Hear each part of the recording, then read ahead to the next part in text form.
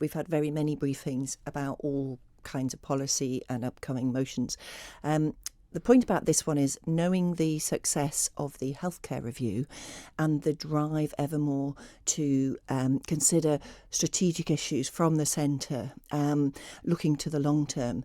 It just struck me that currently, and for some time now, I've been having rumblings of discontent across education, from parents, from teaching professionals. And that combined with the education bill, I think that's heightened the sense of what's the future for education. So the motion is exactly what it says. The healthcare review separates the operational service delivery from policy formation. If we could do the same for education, I just feel that could benefit us at this point in time. The point about education, the schools are delivering to students, but I'm hearing rumblings now, and I think there was an FOI back in December that showed there was a battle, certain tension between the head teachers and the department over an exam board, for instance.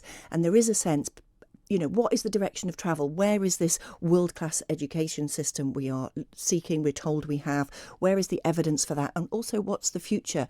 The big success, I think, and the selling point for the healthcare review and the Sir Jonathan Michael report was putting the patient firmly at the centre of all the services that are developed. The point I would like to see through the education bill that I'm not seeing would be to put the student firmly at the centre of all the policies that come from it. But what I'm gaining in a general way is that the department is at the centre of the new regulations and control that the education bill would seem to be bringing in. Now, I know it's been revised since we saw the first version, but I think what I'm looking for the Chief Minister to do is to acknowledge that there seems something some dissatisfaction across the piece of education, and that perhaps it would be timely in a general way, particularly for education, but possibly for other areas of government as well, to take that up a level and look at the whole strategic picture. Maybe it could be children and children's services, including education, and then you could look at the big picture strategic need for the Isle of Man for the long term. Can politics sometimes get in the way of service delivery? Can it slow the process down?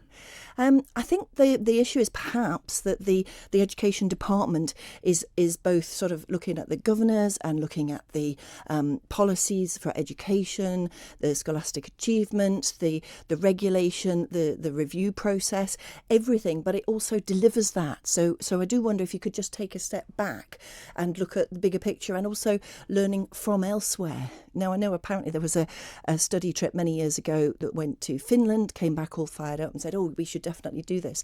But I don't see that we are developing in any innovative ways, particularly in education. We seem to be following mainly the English system, except we're not following their exam. So we no longer have the GCSE, the new 1 to 9 score GCSE. We have the IGCSE. And I thought it was interesting that Nicky Morgan MP, who was here recently, was the one who, when league tables came out for England, put Eton at the bottom of the table because they were doing the easier IGCSE. Well, of course, that's the exam that our children take. So again, is it time for a review of the autonomy of the schools in terms of what exams students are able to take? Why are you bringing this up now? Is this something that should have come up before, when the education bill was first being talked about? Well, it's been, I suppose it's something that within your department, you think you work, as I do with Department for Enterprise, we work on sort of clean sheet policy suggestions, ideas, long-term policies, and you also work on the day-to-day. I think the reason it's coming now is that the rumblings of discontent across education from pupils, from parents, even from the provision of speech therapy, and also the whole sort of mental health aspect, which I think is a serious issue facing young people generally. That what I'm seeking, I think, is some acknowledgement from council and ministers to lift that up a level. Potentially, it's not an education matter in isolation. It's a children's or communities policy, or it's because it's all services to do with children, and that includes speech therapy, mental health provision, everything.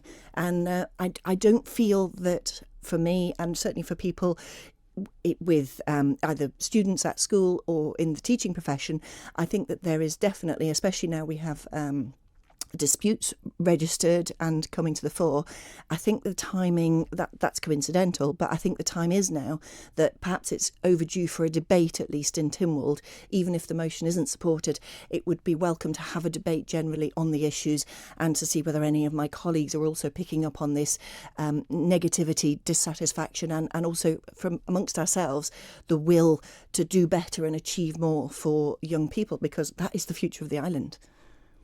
Given that education is run by a department, is it really possible to take policy completely out of education? I'm not suggesting that that might be the future. I'm suggesting to the Chief Minister, given the success of the healthcare review, where it was recognised the benefits of separating policy formation from service delivery, that perhaps it's overdue for a higher level review and putting education, children's services, children firmly at the centre, and looking for now and for the medium and long term what is the best strategic direction for the Isle of Man to be taking.